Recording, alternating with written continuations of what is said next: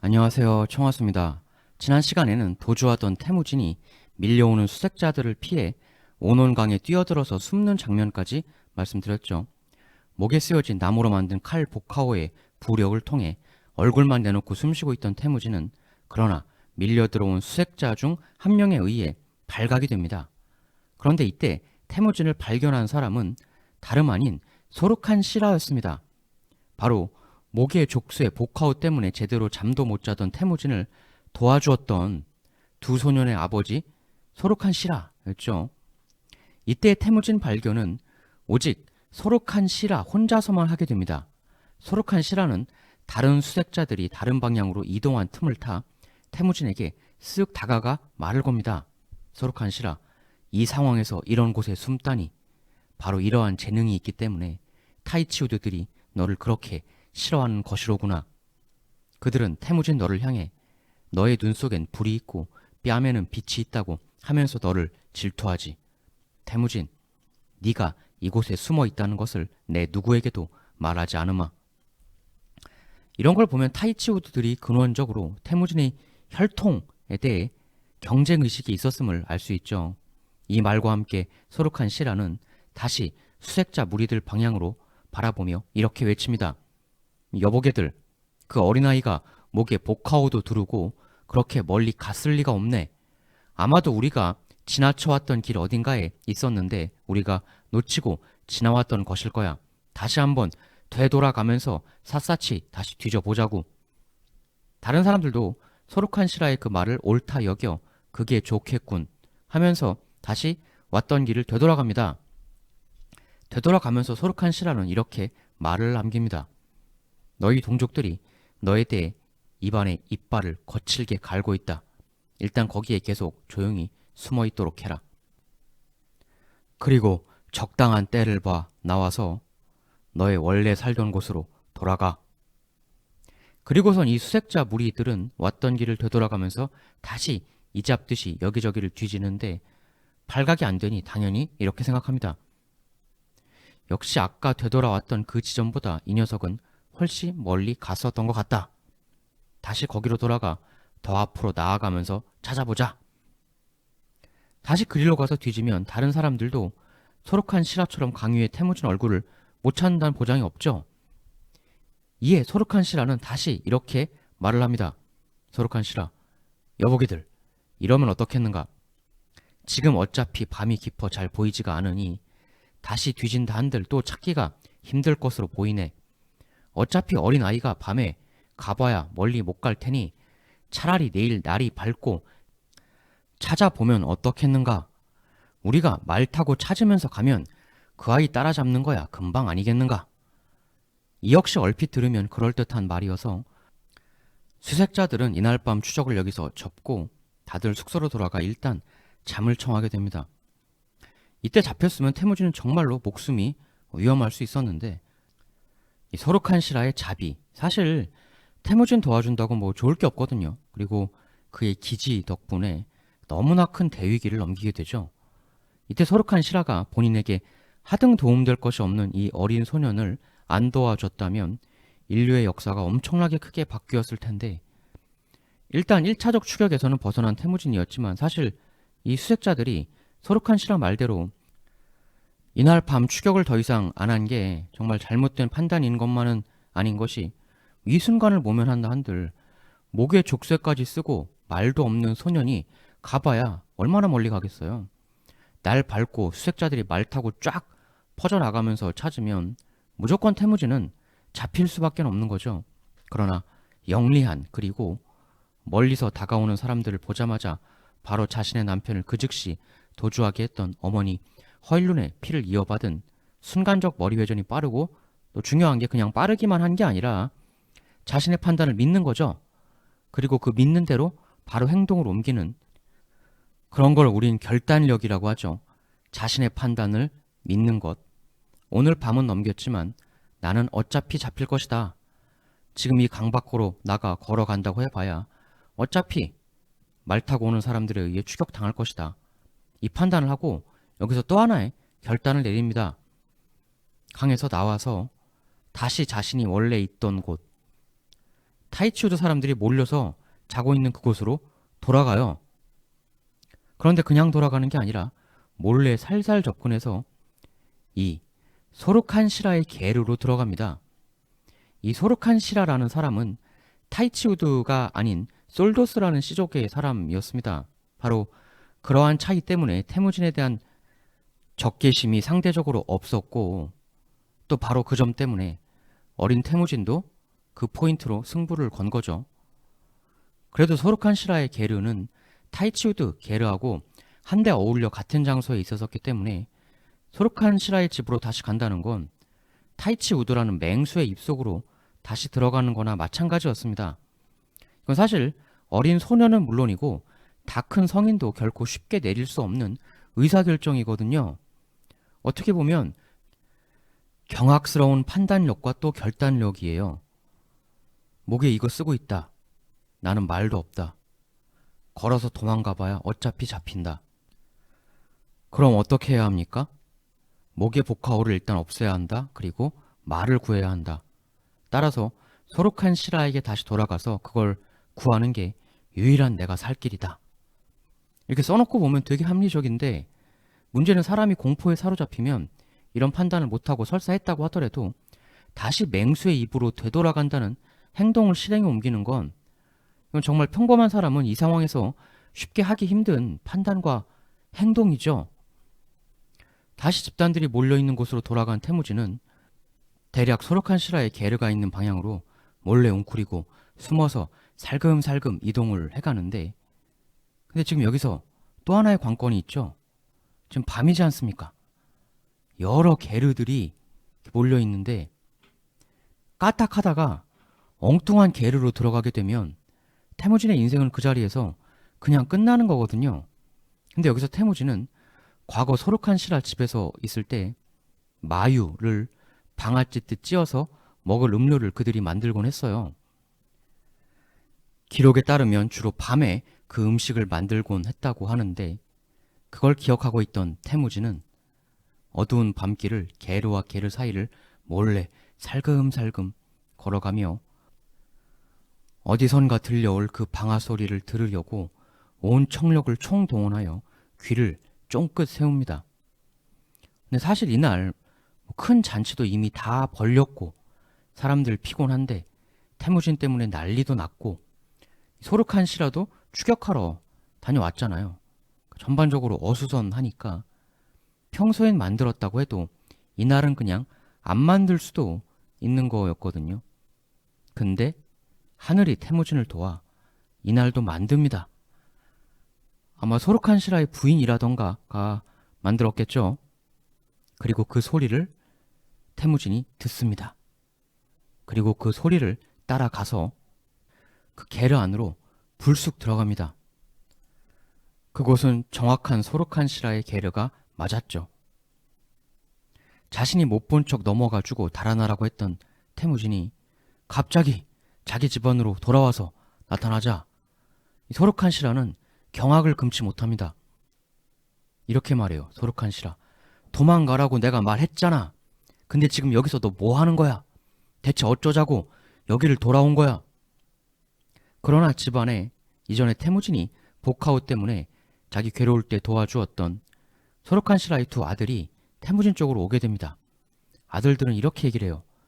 아버지, 불쌍한 새가 숲으로 도망쳐 오면 숲은 그 새를 숨겨주지 않습니까? 아버지는 어찌하여 이 불쌍한 태무진에게 그렇게 말하시나요? 그러더니만 이 아들들은 당장 도구를 가져와 태무진의 목을 휘두르고 있던 복하오를 부숴버린 후에 그걸 불로 다 태워버립니다. 드디어 너무나 힘들게 했던 족쇄로부터 벗어난 태무진. 그렇다고 게르 안에 버젓이 놔둘 순 없으니 아들들은 양털을 넣어두었던 수레 안에 그 안으로 태무진을 숨기기로 합니다. 그리고선 자신의 여동생을 불러와 불쌍한 태무진을 돌봐주라고 지시합니다.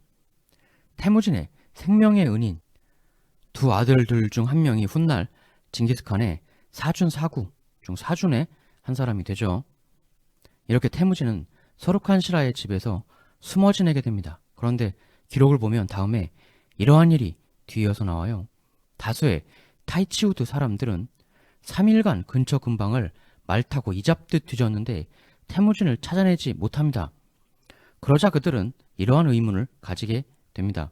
말도 없는 어린 소년이 멀리 가봐야 얼마나 멀리 갔겠는가.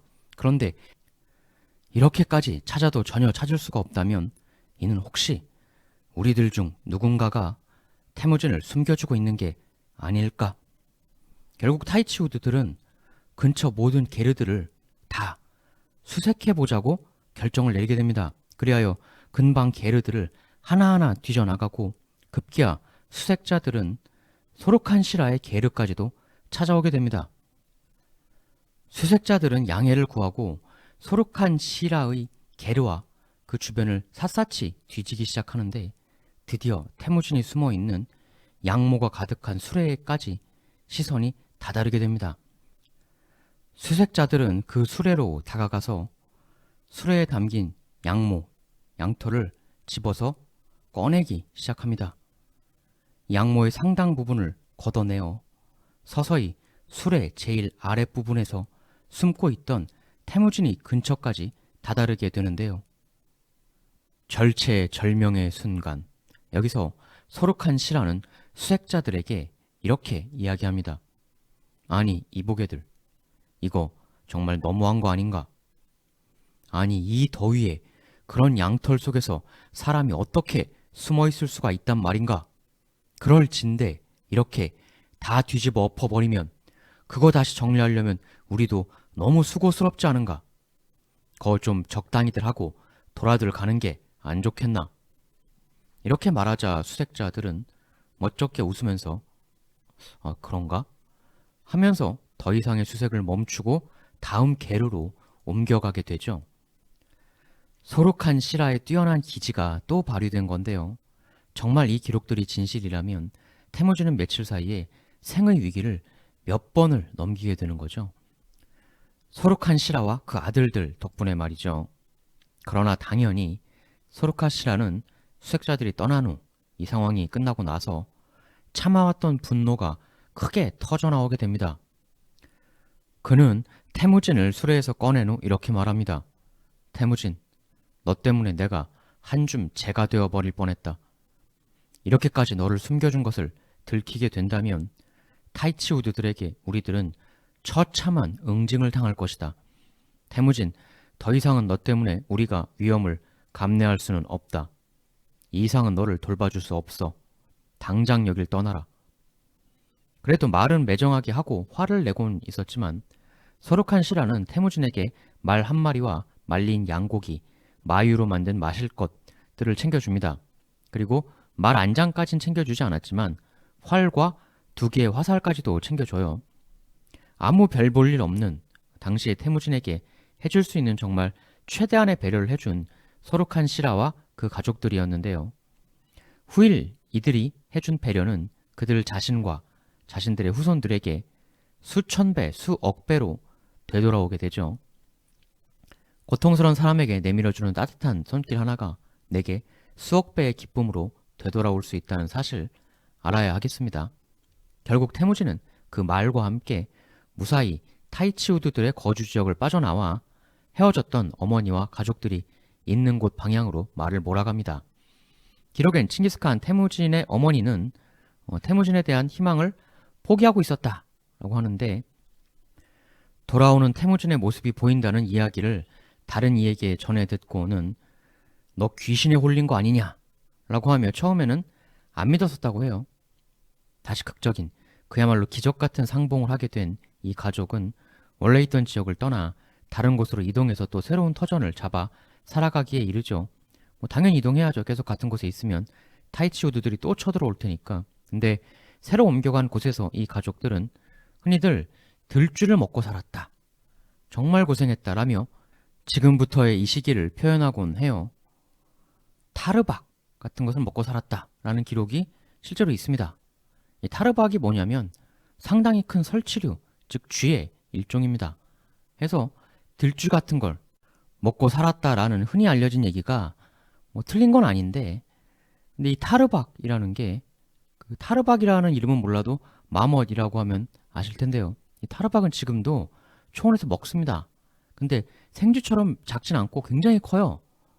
생긴 건 그냥 쥐인데 무지하게 크다 이렇게 보시면 되고, 몸무게가 많이 나가는 것은 5kg까지 나가는 것도 있습니다. 근데 이걸 먹은 게 과연 고생의 상징이냐? 이 타르박이요, 엄청나게 맛있습니다. 이 타르박 매니아들은 타르박 고기가 세상에서 제일 맛있다라고 말하기도 할 정도로 굉장히 맛이 좋다고 해요.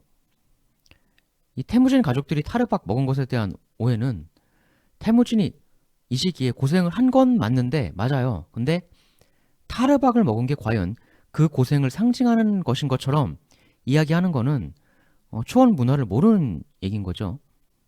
고생의 상징은커녕 이게 너무 맛있어서 오히려 사람들이 너무 좋아해가지고 사냥을 너무 많이 해서 문제가 되는 그런 음식입니다. 한술 더 떠서 초원에선 이 타르박이 보양식이다 이런 이야기도 있어요. 약간 우리의 삼계탕 그런 개념으로 몸에 좋은 보양식, 게다가 맛도 끝내주고. 다만 이게 지금은 초원에서도 법적으로 먹는 게 금지가 되어 있어요. 근데 금지를 해도 사람들이 요리조리 먹습니다. 너무 맛있으니까. 마치 예전에 우리나라도 보신탕 한때 금지했었지만 그때도 다들 요리조리 먹었던 것처럼. 근데 익히지 않고 먹으면 큰일 나요. 이렇게 힘들지만 고생했지만 중간중간에 맛있는 것도 먹고 그렇게 사는데, 어느 날 웬 도적들이 태무진 가족들이 가진 말 8마리를 훔쳐가는 일이 벌어집니다. 이게 사실 엄청난 일이죠. 초원인들에겐 집안 경제가 그대로 휘청일 수 있는 어마어마한 일인데, 근데 이 말을 도둑질 당할 때 이 벨구테이가 마침 그때 그 타르박 사냥에 나갔어가지고 없었어요. 그래서 벨구테이가 타르박 여러 마리 잡아가지고 룰루랄라 돌아왔는데, 돌아와 보니 말 8마리를 빼앗겼다는 청천벽력 같은 소식을 듣게 된 거죠. 이에 벨구테이는 내가 그 강도들을 잡으러 가겠다라고 이야기를 합니다. 그러자 카사르는 아니 내가 가겠다라고 말하죠. 그러자 근데 또 태무지는 아니 너희들은 안 돼. 내가 가겠다. 내가 가서 우리 말을 그들에게서 되찾아오겠어 라고 말하고, 말을 되찾기 위해서 그 강도들을 추적하기에 이릅니다. 태무지는 그 말들이 지나간 땅의 풀 흔적을 따라 추격에 나서게 되는데요. 추격 3일째에 길에서 마유를 짜고 있는 한 사람을 만나게 됩니다. 태무지는 그 사람에게 혹시 옅은 갈색 말들을 휘몰고 가는 사람들을 보지 못했소? 라고 물어봅니다. 그러니 그 사람 말하길, 실은 오늘 아침 일찍 해가 떠오르기 전에 엷은 갈색의 말 8마리를 누군가가 이 길을 따라 몰고 가는 걸 보았소. 태무진, 그게 사실이오? 그들은 어느 방향으로 갔소? 이 사람, 그들이 어느 방향으로 갔는지 그럼 내 알려주겠소. 그리고선 이 사람은 상대적으로 볼품없던 말을 타고 있던 태무진을 말에서 내리게 한 후에 자신이 가지고 있던 아주 멋들어진 말 한 마리를 태무진에게 내어주더니 그 말을 타라고 이야기합니다. 그리곤 가지고 있던 자신의 짐도 적당한 곳에 숨겨두고는 자신의 말 중에 아주 날래 보이는 말 타더니 이렇게 말을 했습니다. 보아하니 말을 도둑맞은 것 같군요. 어려움에 처한 사람을 그냥 보내드릴 수는 없지요. 나는 나코 바얀의 아들 모르추라고 하오. 사나이는 악을 그냥 좌시해선 안 되는 법. 이번 도둑맞은 말을 찾는데 내가 동지가 되어 드리겠소.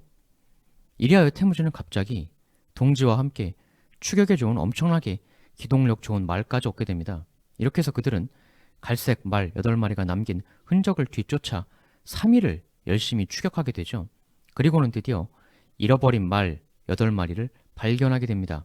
그런데 그 8마리의 말은 엄청난 대규모 집단의 사이드에 위치하고 있는 것이었어요. 그러니까 태무진의 말을 훔쳐간 이가 한 개인이 아니라 굉장히 어떤 거대한 집단의 일원이었던 거죠. 근데 지금 이 추격자들은 고작 2명이니까 무턱대고 들이받았다간 그야말로 뼈도 못 추릴 숫자적 대열세였던 겁니다. 말 도적의 실체, 그 엄청난 규모를 확인한 이 친구 둘은 순간 서로의 얼굴을 바라보게 되는데요. 이후에 이어지는 이야기 다음 편에서 계속 이어나가도록 하겠습니다. 대단히 감사합니다.